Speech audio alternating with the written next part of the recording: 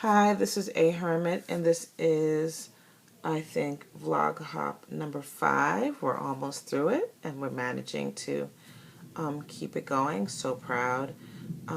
This week's topic is extracurriculars, um, sports, outside classes, etc. So I guess I'll start at the beginning.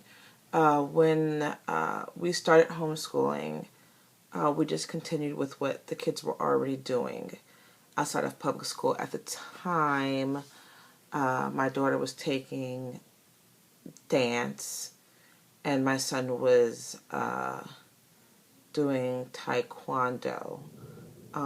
Within that first year of homeschooling, I made the decision to, they were also doing piano. I made the decision to streamline our activities. I only had 2 children, and I still only have 2 children, but I decided that whatever activities they were going to do, they would do them together. Didn't mean that they both had to like it. It just meant that they would both try what the other person was doing, and I wouldn't go insane. Bringing her to ballet, running him over to taekwondo, running back to ballet, and running back to taekwondo, and things like that. So, once I made that decision, we had decided that dance wasn't her thing anyways.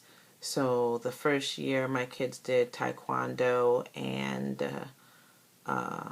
piano.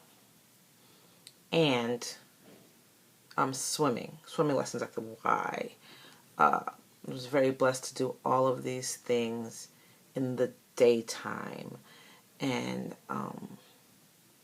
it was such a wonderful change because in the evenings we could come home, have dinner, and relax for the next day. When previously, when they had been in school, we did a full day of school, and then we trudged from activity to activity, and were completely exhausted and not eating well, and etc. So we did those things for a while. And we dabbled in fencing, and that led to a couple of years of fencing. And my daughter actually is taking a fencing class and has joined fencing club in college. So she's picked that up. They've always loved it, but it never, the scheduling interfered with her theater, which is the next thing I'm going to get to. From about middle school on, the children pretty much were in theater, period. There were still some fencing for a while, but in theater, there was the light and sound that my son excelled in. There was the making of promotional materials. There was the making of tickets. There was the designing the programs. There was the moving the props and organizing backstage. And my son was mostly in the sound booth and mostly doing the online things. But, he found his niche in that creative world around creative, outgoing people, which is great because he's not an outgoing person, and they were able to draw him out more. Meanwhile, my daughter spent the last 6 years of her education primarily on stage. She did direct one middle school play when she was in 12th grade last year. And she helped build props, and she also got very, very involved in making costumes to the point of doing an internship at an Atlanta theater 2 summers ago.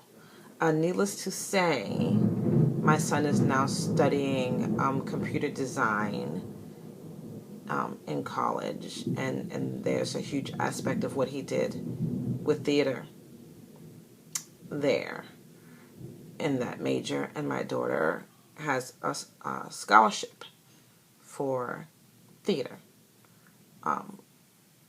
Basically, my philosophy as a homeschooler who's done, a homeschooled mom, is to let them try out as much as you can, dabble in this and dabble in that, up through 5th, 6th grade. And then in those middle school years, try to hone in and find out what they love the most so that they can really, really delve deep into it. Because if they really, really love it, why not go ahead and develop that? That could be their career, and they would be happier than trying to do something that people would say, oh, well, this will make you money and that'll make you money. Even if my daughter never stays in theater, and if my son goes into what my husband does, which is in computer infrastructure, at least they had a really easy and fun time getting their degrees, which we all know 2 or 3 years out of college, what you actually majored in does not matter at all. I'm more interested in the paper than what the paper says. As young black kids, I just feel like a degree is extremely, extremely important. So those were the extracurriculars. I think I briefly mentioned piano, but piano was a major part of my kids' extracurricular instruction all the way through from when they were in public school. I think they both stopped piano in the 11th grade, although they continued to play, and hopefully they will continue to play. Piano was something that they were good at, but it wasn't something that they loved to perform in. So that's that. Those are extracurriculars, and I can't wait to hear about everyone else's. Bye.